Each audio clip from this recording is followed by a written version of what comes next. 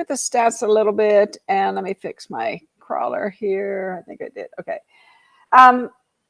So yesterday, Jimmy and I had the class on contracts, which was really a good class, talking about all the disclosures, why they're important, why it's important that you tell your clients about the disclosures that are contained in the residential disclosure guide. Now, that guide actually doesn't have disclosures in it, but it has the disclosures that they may be interested in and links to them. And you should probably review some of them if you're taking out a particular type of buyer, or your seller's a particular type of seller that some of these things might pertain to, because you don't want to be caught without doing due diligence in the event that there's a problem. And the other thing is that, we have to add value. And we talked about that yesterday. The most important thing we can do for our clients is add value.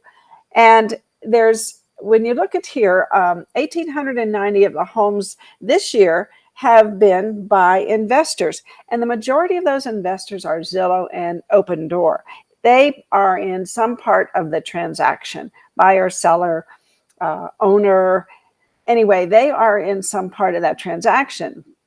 So there are people that are always going to, it's just going to happen. There's people that are always going to take, that particular transaction, transactional, what do you want to say? They just want to buy and sell quickly. They don't care about us. That's really what I was meaning to say. It's hard to say sometimes things that aren't positive, but yeah. But the thing is, if we show value to people, if we show them that we have value, if we walk through the transaction with them, whether they're the buyer or the seller, and we always tell them what's going to happen next, and we explain not only, when you get the seller to sign the listing agreement, it's also a good idea to review what the RPA is. Now, I said yesterday in class, it's called, the residential purchase agreement, and possibly it should be called the residential intent to purchase. Just like in commercial real estate, we do letters of intent, and not quite the same, but that word intent is the same. And in the residential purchase agreement, there's like at least 15 ways they can get out of that agreement. So, it's an intent to purchase. And intent to me means it's an intent based on if certain things happen, and if they happen timely, and if they approve of the associated documents like the SRPD, like their inspection. There's a lot of moving parts in that RPA. And I think it's important that the buyer, as well as the seller, so that when the seller gets the contract to buy their home from an agent, they know, okay, so should we do 7 days of due diligence instead of 15, so that they're educated enough to feel comfortable when they do sign that RPA as the seller. So there's a lot of things that agents today need to be so much more aware of than when I started real estate, which, let's see, was in 1987, probably before many of you were born. And we've seen it go from a one-page contract to where it is today. And it's constantly shifting. And the other thing that I always tell people is, oh dear, better turn my phone off before it goes off, right? My morning spam call. The other thing is that the sentences have a lot of words in them because they're written by attorneys. And if you've ever looked at a real legal contract written by an attorney, I'm not talking about real estate, but other things, they're very long sentences. And so you really have to dissect some of the sentences and make the seller and the buyer understand what their meaning is. And number 19 has a big word in it, item 19 on the RPA, and that's controversy. And controversy is something that can be anything. And so you need to read that and understand that so that you can simply explain it. Like Einstein says, if you can't explain it simply, you probably don't understand it. So anyway, it was a great class.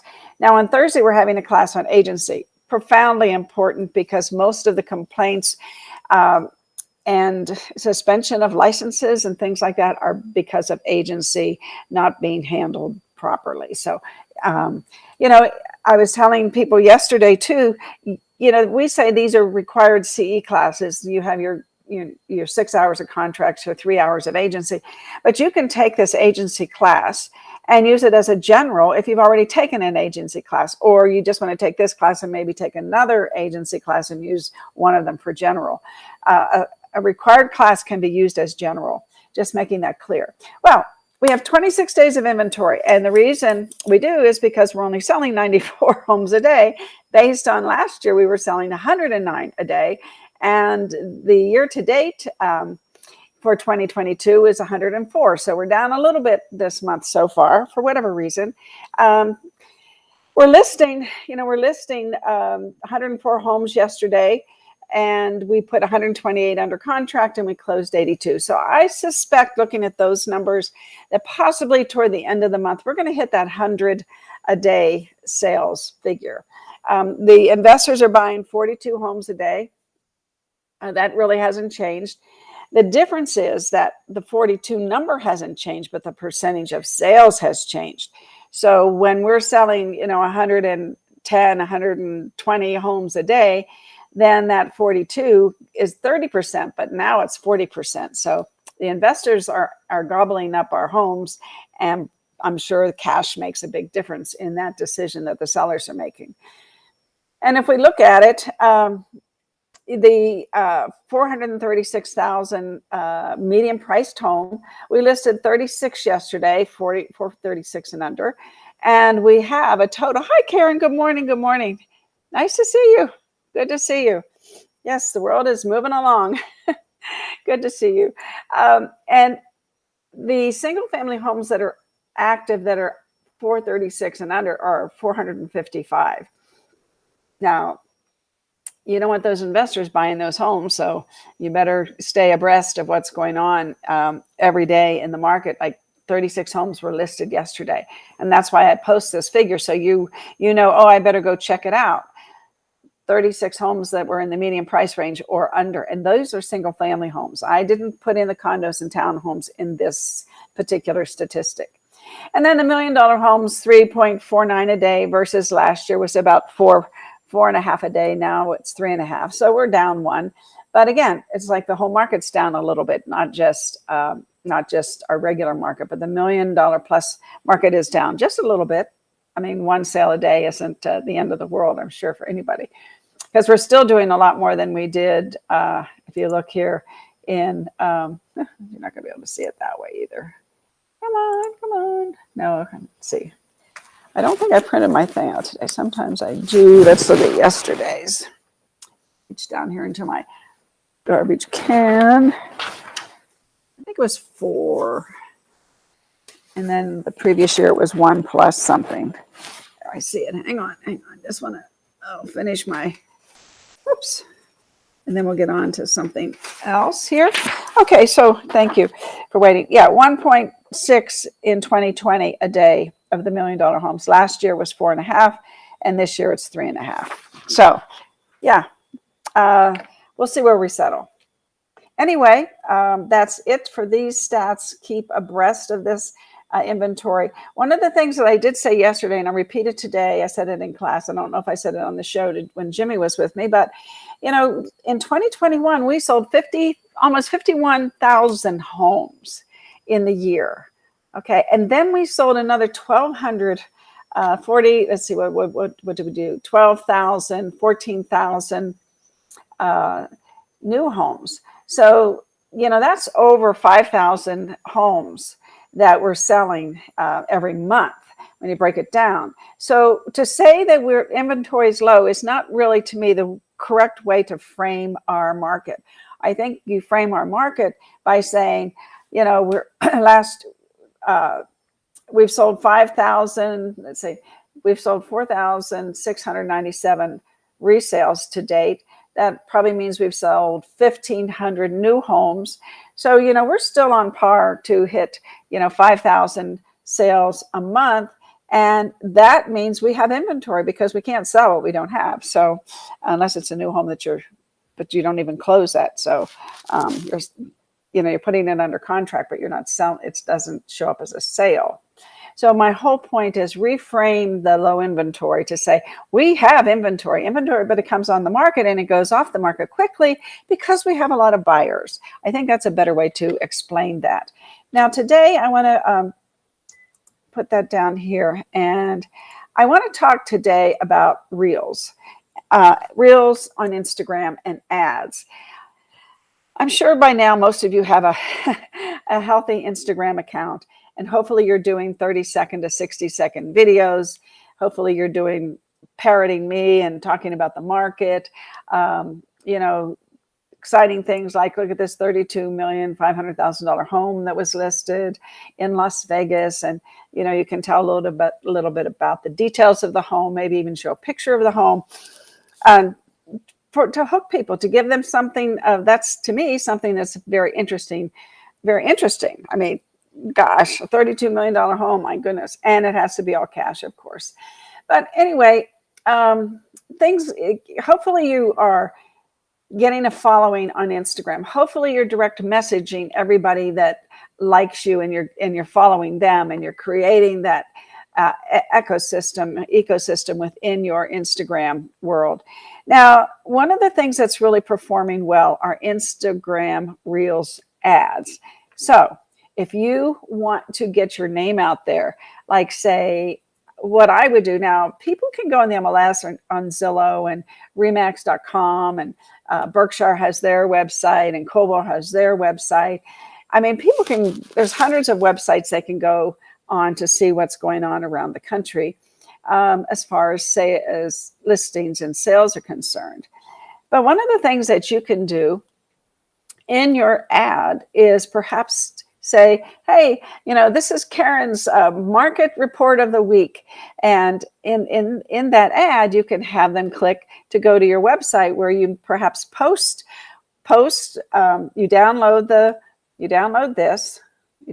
this from out of the group, and you put it on your website under the daily blogs, and then you give them the URL. Now they're going to go to your website. So you're going to capture them, of course, because you need their email address. So anyway, very simple things when you think about it, but a lot of people don't do it because it's like it's the first step, and oh my gosh, I have to do one more thing. Well, the way that you want a durable business is to create systems that allow you to scale.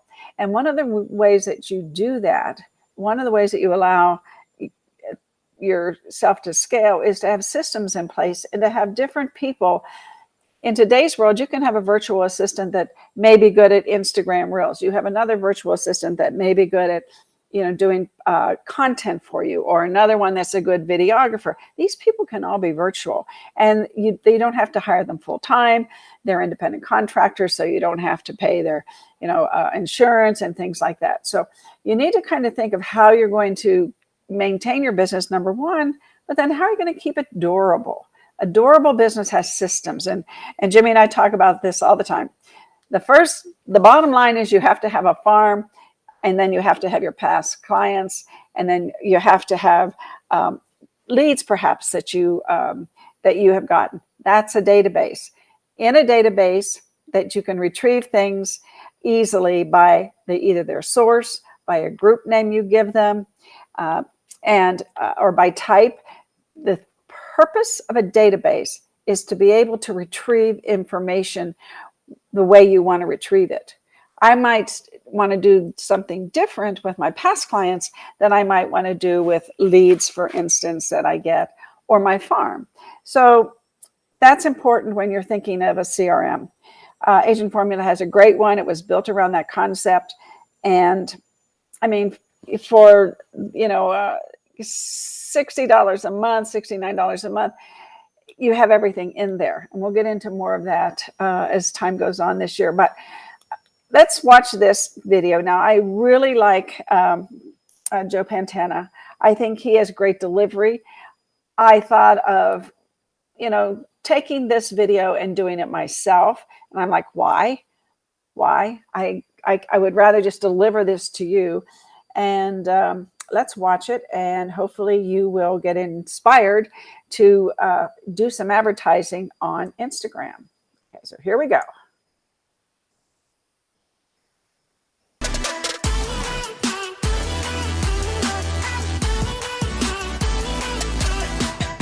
Hey everyone, my name is Jason Pantana, business coach and national speaker with Tom Ferry, and today we're talking about how to make Instagram Reels ads. You heard me right. You're like, Instagram Reels? Yay, they're amazing. In fact, they are. They're the latest and greatest video format that Instagram has made available to its users. And if you're unfamiliar with Reels, let me just kind of give you the crash course. Reels are 9 wide by 16 tall, that is 1080 pixels by 1920 pixels tall, vertical multi-clip videos. Instagram made them to compete with TikTok, and they are competing quite well. They're doing extraordinarily well, so well, in fact, that Instagram was like, hey, we should make this format available for ads. Why not? These videos are unbelievable. I would bet you, in fact, I know this to be true when I look at our coaching members, the insights on their Instagram, they're getting more exposure off their Instagram Reels organically than any other format, more than IGTV, more than Instagram post, more than their stories. Folks who are non-followers are finding their content and saying, I want to follow and subscribe, and I want to be a fan of this particular agent's business because of Instagram Reels. So what I'm trying to get at, this is long-winded, I'm trying to say Instagram Reels are already freaking killing it organically in terms of views and engagement. And so now we have the opportunity as marketers of our businesses to say, hey, let's put money behind that content. The content performs organically. What happens with money behind it, with a targeted audience behind it? It performs even better. So today's video is a step-by-step, A to Z, end-to-end guide on how to create Instagram Reels ads. Let's dive in. Now, before we dive into the step-by-step training on how to create the Instagram Reels ads, first let's talk about where they might show up just so you can understand kind of the end result we're playing for. So currently, if you upload an Instagram Reel, that Reel may show up in 3 different Instagram feeds because guess what? Instagram has a lot of different feeds. They have their home feed, which is that main feed of all the people you follow and stuff like that. They have the stories feed across the top. They have the explore feed where you can discover new content. And now they have the Reels feed. Well, an Instagram Reel organically can show up in the Reels feed, of course, which is a space dedicated to Instagram Reels. It's mostly about discovery. In your Reels feed as a user, you might see Reels from people you follow, but you're going to see a lot of Reels from people you don't follow based loosely or very closely on your interests. Now in the explore feed, again, you might see content from folks you follow, but you're going to also see a lot of content from folks you don't follow because Instagram's trying to show you things that it thinks you might be interested in.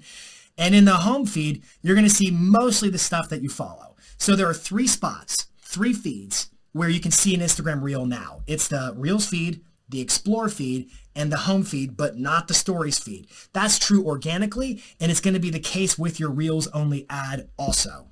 All right, now step 1, when you run these Instagram Reels ads, it's actually done through the Facebook Ads Manager. So you have to connect your Facebook Ads account and your Instagram account. There are really 3 ways to go about doing this.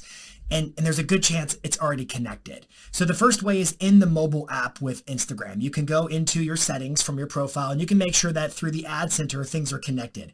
Now, I should have already said this. Your Instagram account needs to be either a creator profile or a business profile to even have advertising opportunities. So it can't be a personal profile. So go to your settings in the app and you can actually link it up through the ad center inside the mobile app for Instagram. Option 2 is to do it from your Facebook business page. So on your Facebook business page, you'll click on page settings, you'll scroll down, you'll click Instagram accounts, and you'll be able to link up your Instagram account with your Facebook page. That's an option. And then the last option is, and this is probably the most technical, but the best option is to do it through the Facebook Business Manager. Now, that's a whole training unto itself, the Facebook Business Manager, which we will not get into today. But for anybody who is more advanced and maybe has a whole team working on their ads, you would go into your Facebook Business Manager, you would click on Business Settings, you would scroll down to the Instagram account section and make sure it's linked up. And then also make sure that you're going to give the permission, the appropriate levels of permission to any of your users or partners in your business settings. So again, 3 ways. You got to connect it to your Facebook Ads Manager. The easiest way is just do it in the app on your iPhone. The second easiest way is go to your Facebook page, click on settings, and then make the swap right there. Not the swap, but the connection right there. And the most complicated but best way is through the Facebook Business Managers in your business settings, but you have to have it connected. Otherwise, there's no way to actually take your ad from the Facebook Ads Manager and route it to the appropriate Instagram account. All right, there you go. All right, now that all the technical setup stuff is done, we can get into the actual brass tacks of setting up our Instagram Reels Reels ad campaign. To do that, you do that from your Facebook Ads Manager. You have a couple of ways to get to your Ads Manager. You can find your ways to click through it from within Facebook, or you can just go to facebook.com/ads manager, or if you're in your Facebook Business Manager, again, my advanced users, you'll just click on Ads Manager. So again, the easiest way is facebook.com/ads manager. That's assuming that on that browser, you're logged into your Facebook page, your Facebook account. And if you're logged into Facebook, by extension, you're now connected to Instagram per the last step. So here we are. We're in the Facebook Ads Manager, and I'm at the Campaign tab. There are 3 tabs here: Campaigns, Ad Sets, and Ad. You'll see how those kind of factor into building an ad campaign in a second.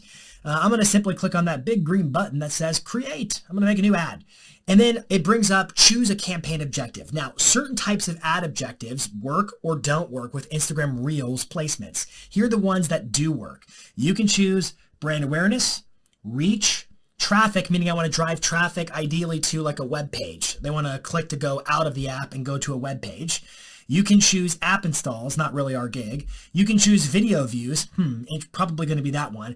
Or you could choose conversions, which means there has to be like a pixel and some tracking on the back end of your website to actually monitor the conversions, more technical. So I'm going to pretty much stick over here in this lane. I'm going to choose video views as my objective. What I'm saying to Facebook is, hey, I know that I'm going to do a Reels ad. They don't know that yet, but I know that. And I know that what I want to measure my success by is actually getting people to watch it. I'm just trying to get awareness and promotion of that piece of content, whatever it might be.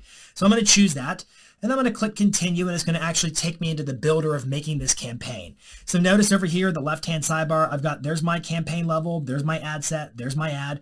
Those are the 3 stages we're going to walk through building this campaign. I'm going to move quickly, but I'm going to go through the parts that matter and ignore all the parts that don't. First things first, you can name it, but that doesn't really matter, but you could name it. Second thing is this does matter. For all my North American friends in real estate, you must declare the special ads category of housing or they will reject your ad pretty much always. It's almost a certainty. I'm going to scroll down. I want to make sure that budget optimization is off, and then I'm going to click next. And it's going to take me out of the campaign level and into the ad set level. The ad set level is where we're really doing the work today. The ad set level is your budget. It's who you're targeting. It's where the ad's going to be placed, called placements. Reels. We're going to place it in Reels. So I'm going to just scroll through, and I'm not going to do all these steps today, but you would set a budget, a daily budget or a lifetime budget. That's your prerogative. You're going to notice that it doesn't have an end date. So if you don't want to pay Facebook money for every day of your life, then put an end date. We're going to scroll on down to audience. This is where you choose your targeting. Now, by default, mine is set to target all the US. I could choose to retarget my custom audiences. Again, that's a different training than today's purposes. I could choose the geo-target. So like, let's pretend I'm going to choose Nashville, Tennessee. I'm going to put an X there. I'm going to say, I'm going to target people living in or recently in this location. I'm going to say Nashville, because maybe I'm trying to promote my content to, let's do Nashville DMA, the greater Nashville area, designated market area. So basically, it's part of Kentucky, in fact. Basically, greater Nashville is now being targeted, and it's estimating through plays 531 to 1.5 thousand per day. Now, through play means 15 seconds or longer of my video. My video can only be 30 seconds, so that's half. Hooray. It doesn't know that it's a reel yet, though. It'll get to that in a second. You have limitations on your targeting because of the special ads category. So we're going to scroll out of the audiences section and into this placements box. Now, on the placements level, by default, it's on automatic, which I would normally say that's the right decision. In this case, I'm going to choose manual placements. And it's going to say all devices. Yeah, I don't care about that stuff. But I look here, I say Facebook, Audience Network, Messenger. Let's check those off.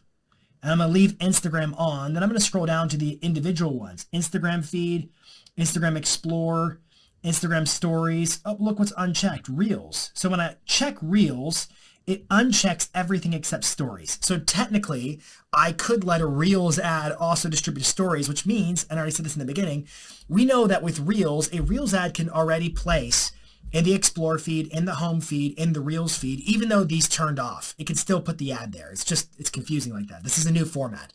But I can turn on the Stories feed too, and I can hit all 4 feeds with this piece of content now inside of Instagram. Now, to keep things clean and simple, I'm going to just do the Reels ad placement, but you'll notice if I put it back on automatic, I just want to show you this real quick. I'm going to go back up to automatic. And then if I click manual, it will reset itself with everything checked. I want you to notice that it does not start with Reels being checked by default. Where is it? There it is. Reels is unchecked by default. So if I check it, everything else turns off except for Stories. So that's how we do a Reels placement, meaning the place I want my ad to show is in Reels. We're going to scroll on down, and then we get to optimization and delivery. This is a little hack. It's set for through plays. Sometimes certain campaign objectives allow you to change when you get billed. So for example, if I click show more options, it says when I get charged per an impression, meaning every time somebody sees my video, regardless of if they watched it for longer than a millisecond, basically, I'm going to start paying Facebook, Instagram money for that ad campaign. I'm going to click edit. Again, not every campaign objective allows this, but video views does, which is partially why I chose it. I'm going to switch it to a through play, which means they have to watch at least 15 seconds of it. So it's like, hey, Facebook, hey, Instagram, put your money where your mouth is. I'm going to click next, and we're going to go into the ad creative level, and we've already got some errors here because we haven't filled it out yet. So you can name it. We're going to confirm the identity of the Facebook page, the Instagram account. The Facebook page doesn't matter. This is because we already turned off everything but Instagram, but hey, whatever, it's still there. Ad setup. I can create an ad or I can choose to use an existing post, which is what I'm going to do here today. I'm going to choose select post. And when I do, I've got Facebook and Instagram across the top. Now, Instagram is, you would actually think, oh, I'm going to go grab my Instagram reel video, but unfortunately those don't port over. So I'm going to choose Facebook because I always redistribute my content. When I post a reel on Instagram, I also post it to my Facebook page. And look, there one is that I just did here recently. So I'm going to choose that video right there, and I'm going to click continue. Now, I might have an issue with that video. We're going to see what it is. The video length is not valid. Okay, because that video is 60 seconds, so I'm going to go back and change it. I'm going to click change post. I'm going to scroll down to one that I know is only 30 seconds. And voila, I have my reel selected. Remember, it can only be 30 seconds long. It can't be the whole 60 seconds or it's not supported for an ad at this point in time. So I've got my ad selected, and I can add a bunch of extra little gizmos, add a CTA, call to action button for like learn more, go to the website. I could do that if I wanted to, but I'm going to keep this one clean and easy for the day. I'm going to scroll down. By default, it's going to pull in my caption. So really, there's nothing more to be done here except to click publish. And at that point in time, once I publish the campaign, we're done. We're off to the races. We have an ad objective. We have a campaign objective of video views. We have optimized for through plays. We're only paying for through plays. We're doing a Reels only placement with a reel that is under 30 seconds that I already published organically. And now I'm going to pay to promote it to people in my market area. Now, as far as the targeting goes, you could choose to target your location. You could choose to target special ad audiences. You could retarget people. You can target based upon your own prerogative. But the point is you can do it. And so today's training is about recognizing what you can take advantage of with a Reels ad placement. So that was a tremendous, fast, and pretty easy description of how you get a Reels ad done, and some of the things that you might get stuck on, he unstuck you. So I thought that was really good. Just so everybody knows, let me just put this up here. Excuse me. On your agent formula, you have landing pages. And this is a great place to take that landing page, do some voiceover, do a little video about it, and say, do you want to know all the available homes in Las Vegas for $1 million? Click here. 30 seconds is easy, and you can show a beautiful home. And video is easy. You just have to start doing it. Doing it with BeLive, do it with YouTube, and then you can download it and you can play with it. There's so many video editors that you can use to show the landing page. Tell them to click and tell them, that they will get a list of all the $1 million homes in available. So, excuse me 1 second.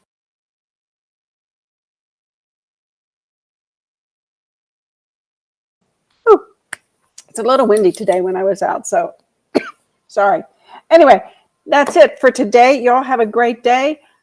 We may, if you want to, perhaps we'll do this with a landing page and maybe go through some of the things that I just told you can do with your landing pages and your YouTube channel and or BeLive, whatever video program or application that you like. Anyway, lots of things to do. Don't forget, we have a class on agency on Thursday from 10 to 1. Very important class. Hope to see you there. I'll see you tomorrow.